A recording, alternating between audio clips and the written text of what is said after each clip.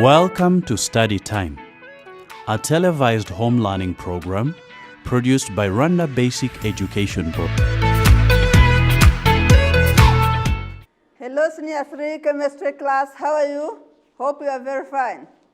I'm Scovia, your chemistry teacher, as always. Today we are starting Unit 1, that is carbon and its inorganic compounds, right? Carbon and its inorganic compounds. So under this, we are starting with lesson 1, which is allotropic forms of carbon and their physical properties. Allotropic forms of carbon and their properties. So we are starting a unit which is carbon and its inorganic compounds. So we start by looking what we call allotropic forms of carbon and their properties. So at the end of the lesson, the objective we have today for this lesson that every learner, by the time we finish this lesson, will be able to name the allotropic forms of carbon and relate them to their properties and uses. All right? You name the allotropic forms of carbon and relate its properties to its uses. Get that? So that is the objective of the lesson today. You need to know what carbon is. You need to know the allotropic forms of carbon. First of all, you shall know what the term allotropy means. So you will know the allotropic forms of carbon and relate them with their properties. Is that clear? You name the allotropic forms of carbon and relate its properties to their uses. That is the objective of today's lesson. I hope everybody is attentive and prepared with a pen and a book, and we start off with the lesson, all right? Hope you understand what we are saying, and you're ready to start the lesson. Good. So let's start today's lesson. So by introduction, carbon. In Senior 1, you studied about elements of the periodic table, all right? Elements of the periodic table. Among them, you found carbon. Get that? Carbon is also among the elements in the periodic table. So we're going to look at carbon and its allotropy, or carbon behaving in forms of allotropy. So we said that carbon is the most common important element among the elements of the periodic table. So it exists both naturally as diamond and graphite, but also it exists in other forms, combined forms. Naturally, we have carbon as diamond and graphite. You will know this and how.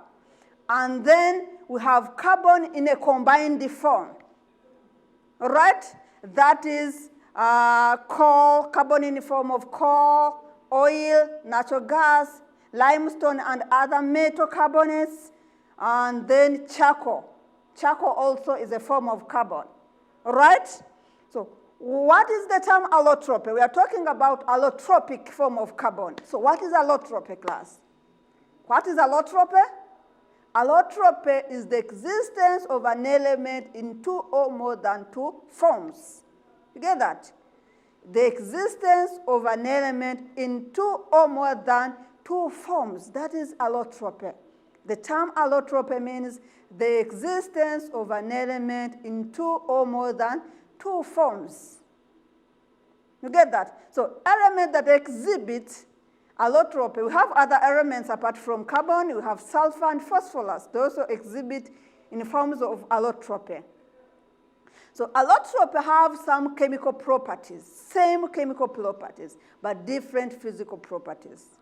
So when we talk of allotropy or elements behaving in the form of allotropy, we said that allotropy have the same chemical properties, but the physical properties are different. That's why we are going to put emphasis here on some of the physical properties of these elements or the allotropy of carbon. All right? Good.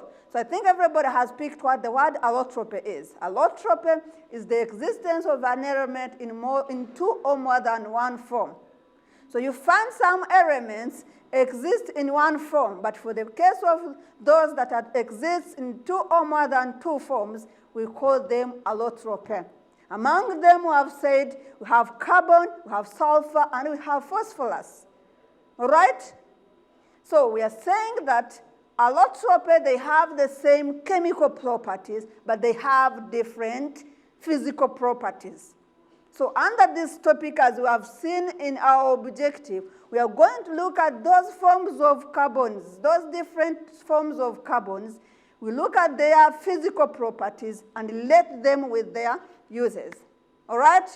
Good. Hope everybody has understood the word allotropic. So we can continue from there. So the physical properties of carbon allotropic and their uses. The physical properties of carbon allotropes and their uses. Remember that allotropes have got the same chemical properties, but they have different physical appearance. The physical appearance, the physical properties are different.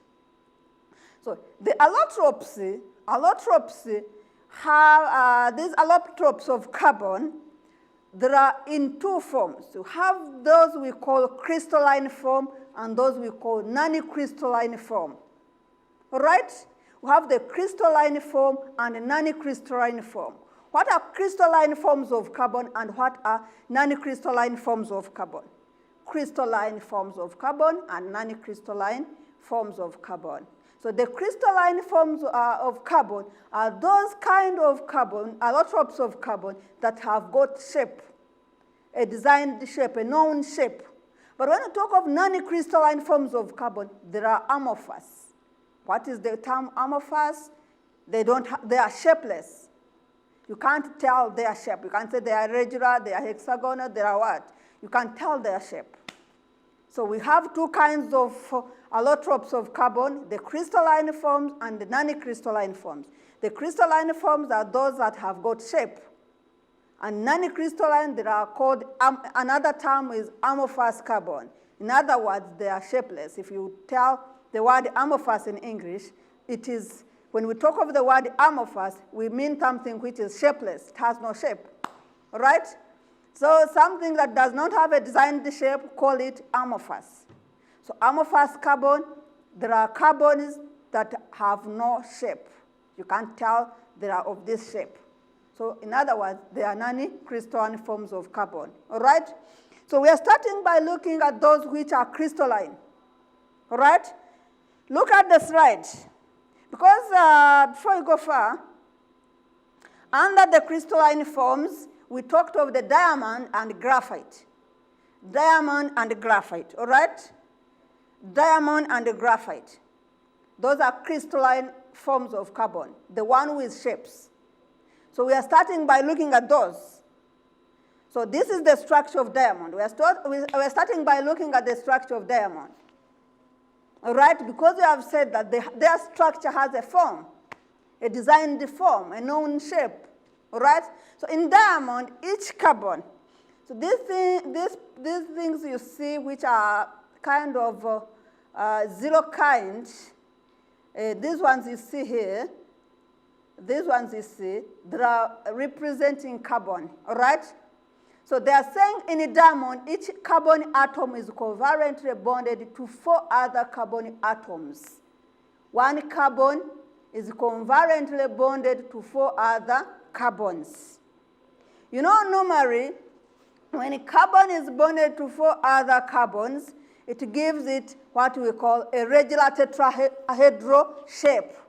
That one is a tetrahedral shape, all right? This results, because the carbons are bonded to 4 other carbons, it means that it is strongly, closely or linked or closely shaped. It's very hard. So the atoms form what we call a giant structure. All the 4 valence electrons in diamond are used in bonding. You know what we call electrons. So all the 4 electrons in diamond are bonded. They are used in bonding, which gives it which contributes to its physical properties, as we're going to see. So in brief, when we look at the structure of diamond here, we have to note that all the 4 carbons are bonded to, each carbon is bonded to 4 other carbons by what we call covalent bonding. You know covalent bonding in senior 1, and senior 2, sorry, started that. It is bonded to 4 other carbons. So that one gives it a shape we call a regular tetrahedral shape. All right? So all the 4 electrons that are used in bonding. So this one will contribute to the physical properties we are going to see down here. The electrons being bonded, the 4 electrons being bonded, it gives it its physical properties, as we are going to see, all right? So what are the physical properties of diamond? 1, diamond is the hardest known natural occurring substance. Why do you think so? We are saying that diamond is the hardest known natural occurring substance. This is because we have said that the structure of diamond, or the physical makeup of diamond, the 4 carbons, all the 4 carbons are bonded together by a strong covalent bond. So it gives its shape to become the hardest substance in nature. All right? Another thing, a diamond, when you happen to cut it, it is colorless and transparent with this dosing brilliant luster. All right? So it is colorless. So, so this one is brought by the refractive index, the high refractive index it has in it. All right? So another physical property is diamond has the higher density of around 3.5 grams per cubic centimeter compared to that of graphite, which is 2.25 grams per cubic centimeter. So you see the density of diamond is a bit higher compared to the density of this graphite. That one is brought by the arrangement of atoms in diamond crystal, which allows for more atoms to be packed in a given space compared to that of graphite. So another property is that diamond has got a high melting point and boiling point. So it melts to around 4,200 degrees Celsius. This is because all the carbon atoms are bonded by very strong covalent bonds that require a lot of heat to be broken down. What does this explains? Class, this means that because in the structure of diamond, we have said that each carbon is bonded to other 4 carbons by a strong covalent bond. So this one makes diamond to be the hardest substance, whereby to break the bond, when you're heating or melting this, this diamond, it needs a high temperature. Because it is very strong, it needs, because of this strong covalent bond that joins each carbon with another carbon, it needs high temperature to break the bond between carbon and carbon. So this temperature of 4,200 degrees Celsius, imagine you can compare with water. Water boils at only 100 degrees Celsius. Now multiply it to get 4,200. So if you happen to touch in boiling water, how hot it is.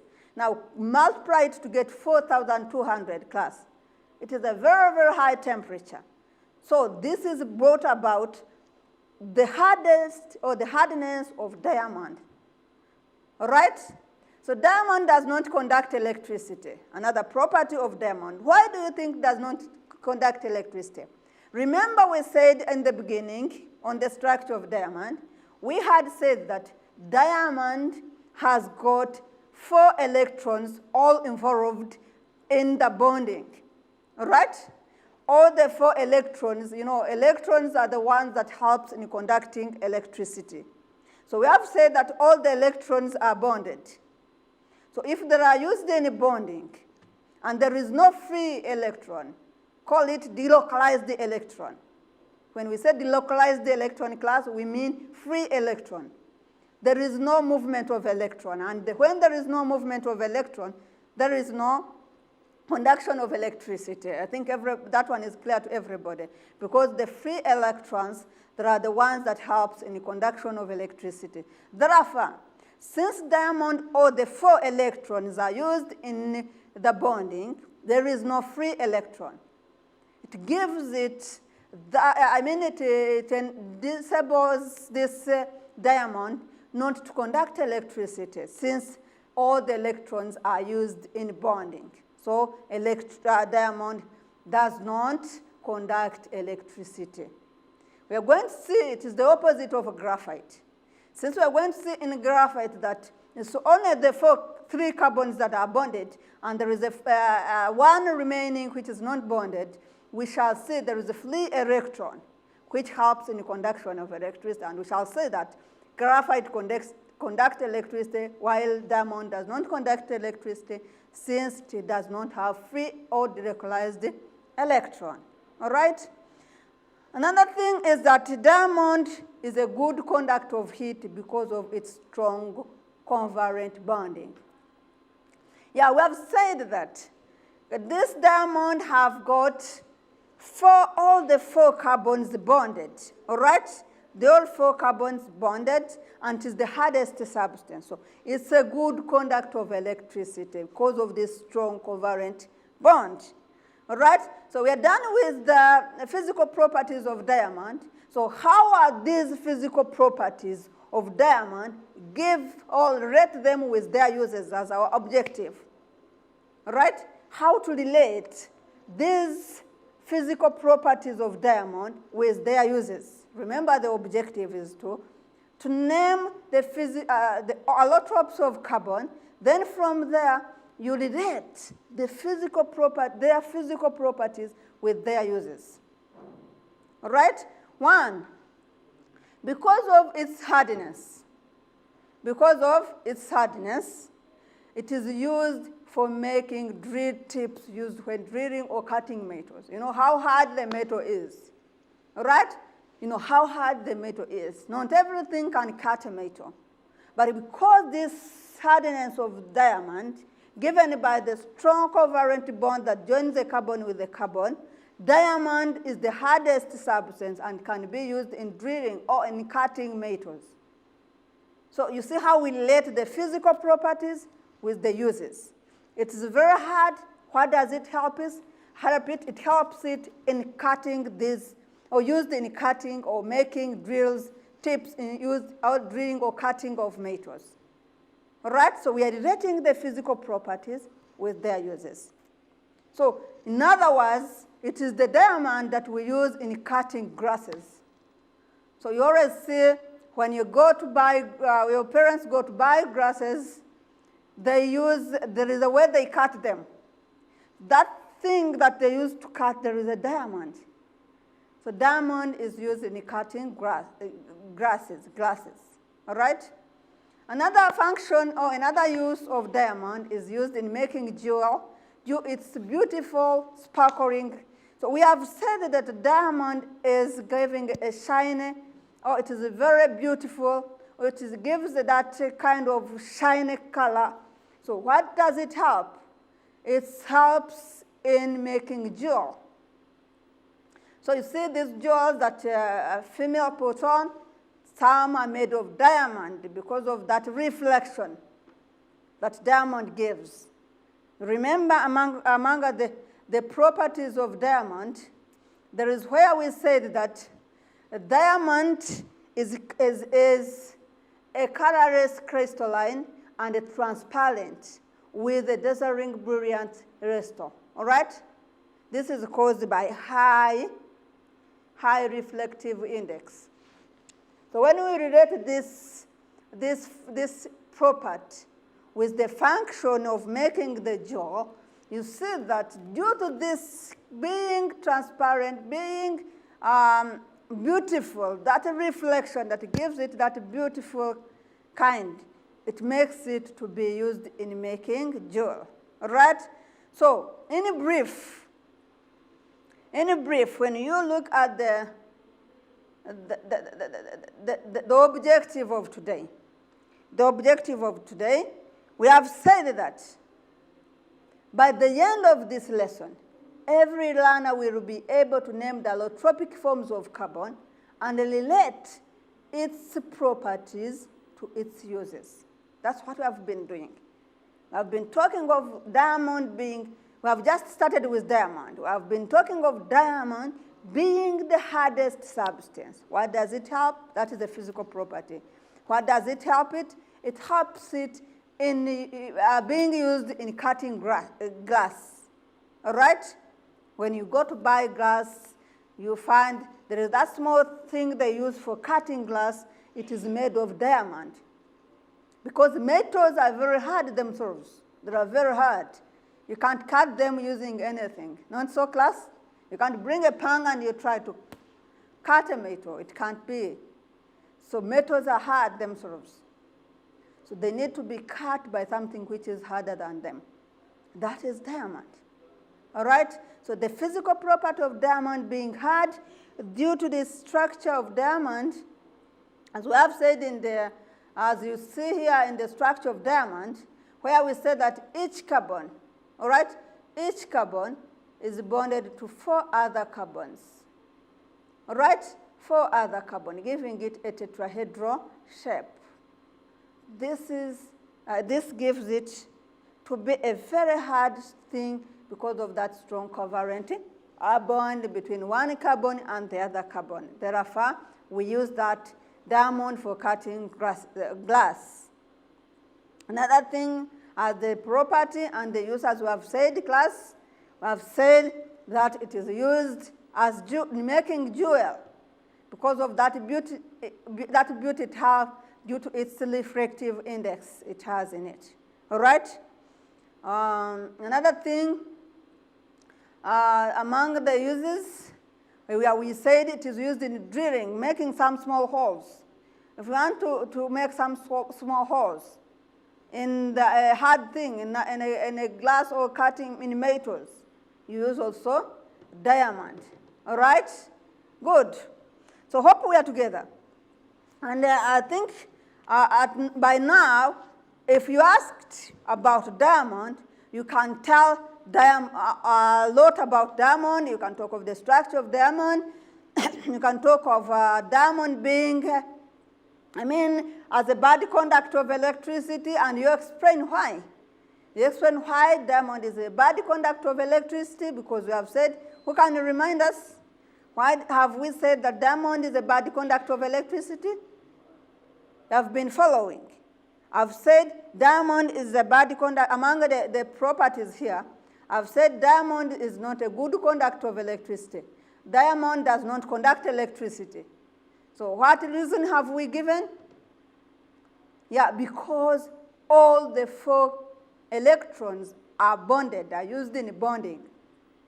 And remember, in the conduction of electricity, we need to have free or delocalized electron. These are very important things you need to know on diamond. In electricity conduction, there should be free electron, moving electron, delocalized electron. Those are the terms we use, all right? So if there are no free electrons, it means that that substance cannot conduct electricity. So for the case of diamond, all the 4 electrons are used in bonding, therefore no free, no delocalized, no movement of electrons. You get me? Therefore, it is a poor conductor of electricity. So you need to take that, because that one is very important for you. So I think everybody now can tell the properties of diamond, describe the structure of diamond, the uses of a diamond. You relate the physical properties of diamond with the use of diamond, because it is from the physical makeup or the physical properties of diamond that you get the uses or the use of diamond. All right? That is clear to everybody. Good. So from there, we can do this small exercise here. As our objective, or as the word started, we are talking of the word allotrope. So you need to tell me or to remind us or to remind yourself about the structure. This is an exercise you're going to do in your free time. What is allotrope?